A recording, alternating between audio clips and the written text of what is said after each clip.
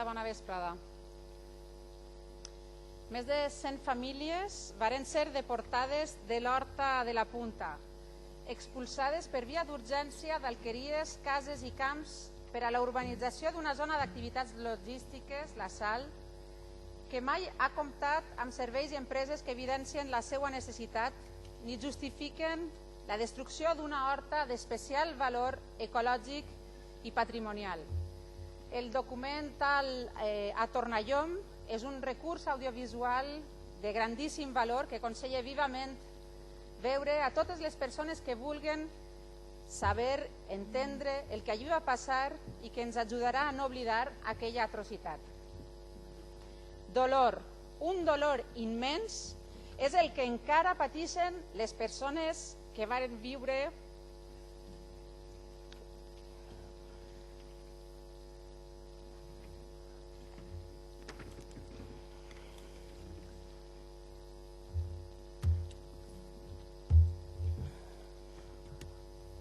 ixe malson. Un malson que va comportar la destrucció de vora 750.000 metres quadrats d'una de les millors hortes litorals d'Europa en plena producció. Una horta que estava classificada de protecció especial pel seu elevat valor agrícola i que va ser modificada a través d'un pla especial que va permetre canviar el seu ús tradicional per allotjar una sal. Llauradors i llauradores de l'horta i un poble, el poble de la Punta, que encara avui en dia paguen les conseqüències dels fets dramàtics dels que varen ser víctimes. A més de la importància de complir el compromís electoral de revertir els terrenys a usos vinculats a l'activitat agrària, considerem que un govern del canvi no pot repetir les errades del passat, no convidar al diàleg i prendre decisions d'esquenes a l'interès de les persones que hi viuen, o en aquest cas, a les que la justícia ha reconegut el dret de tornar a viure i a cultivar les seues terres. La justícia ha sentenciat dues vegades, primer el Tribunal Superior de Justícia i després el Tribunal Suprem, la nul·litat del Pla Especial de la Sal i totes les actuacions fetes a la Punta.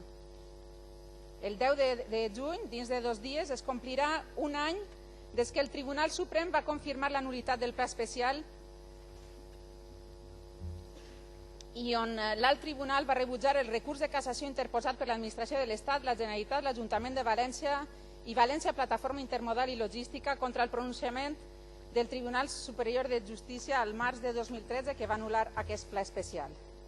La sentència del Suprem de l'any passat recordava a la Generalitat Valenciana que la mera reposició del tràmit omès en el procediment, l'informe de la llei de costes, no pot servir per a entendre no ja complida la sentència, sinó observats els requisits exigits per a l'aprovació d'un nou pla especial.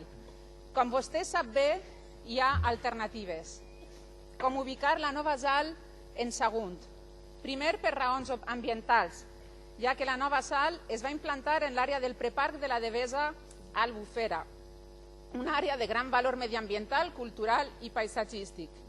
Segon, perquè ens estalviaríem el disbarat econòmic pagat amb diners públics i ambiental que suposaria tindre que fer un accés nord al port per als camions. Tercer, perquè el parc industrial de Sagunt té ara mateix vacants urbanitzats 3 milions de metres quadrats, per no parlar de la inseguretat jurídica que suposaria que per a complir bé la sentència del Suprem cal deixar passar molt de temps per tal de tornar a fer l'informe d'impacte ambiental, l'ordenació i complir la legislació actual. I finalment, perquè l'actual ubicació de la sal agreuja la fragmentació de territoris agraris i verds i vulnera la figura dels corredors verds previstos en el PAT de l'Horta que vostè mateixa va presentar al Màssera fa unes setmanes.